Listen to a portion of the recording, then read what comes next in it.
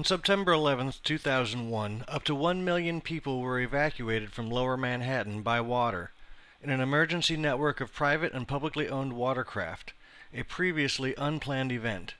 It was an American Dunkirk, like the epic rescue of the British Army at Dunkirk in 1940 by an armada of similar craft. Yet, you most likely never saw the astonishing event on television, and never read about it in the print media. It would have made for spectacular TV imagery, yet, as an example of calm and sensible and spontaneous action, it did not fit the media image of panic, an image that will doubtlessly be reenacted over and over again. Kathleen Tierney, director of the Disaster Research Center at the University of Delaware, argued that the reaction of the people at the World Trade Center was what one might have expected from the research literature of the last 50 years on behavior in disaster situations. Social bonds remained intact, and the sense of responsibility to others, family members, friends, fellow workers, neighbors, and even total strangers remained strong. People sought information from one another, made inquiries, and spoke with loved ones via cell phones, engaged in collective decision-making, and helped one another to safety.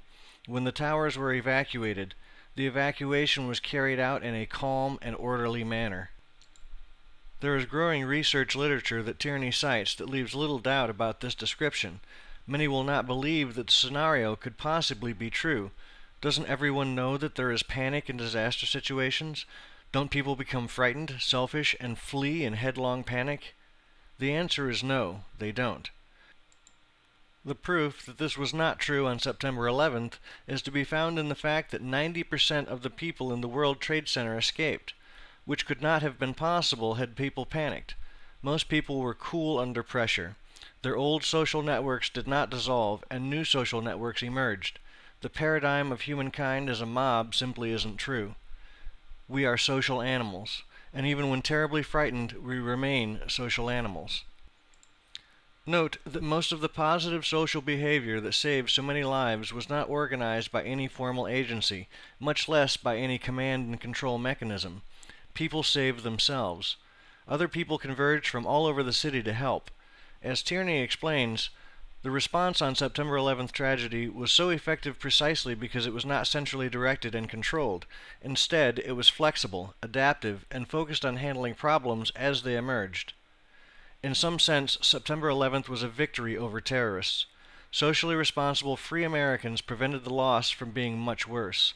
Yet the response of the planning agencies has been to establish more and more elaborate command and control structures, which will force the population that is not about to panic into panic behavior.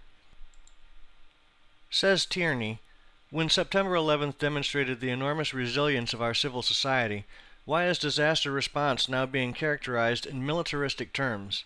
Perhaps because those who are determined to control everything don't understand that even in military situations, it's the second lieutenants and the sergeants who win battles, as, for example, in the Omaha beach chaos at Normandy.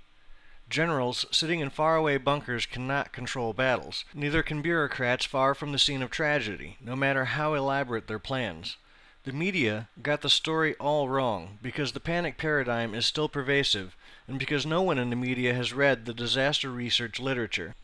They thus reinforce the propensity of those running the country not to trust the good sense and social concern of ordinary folk. Rather, they want to control everything with such ditzy ideas as the proposed Homeland Security Department. That plan would take union and civil service protections away from government workers and accomplish little else. You can count on it. In the orgy of self-pity in which the media will engage with every anniversary of 9/11, no one will pay attention to why there was no panic in the evacuation, much less to the American Dunkirk at the lower end of Manhattan. Nor will anyone argue that the only kind of formal plan that will work in similar situations is the one that is sensitive to and ready to integrate with the powerful social propensity of the human species.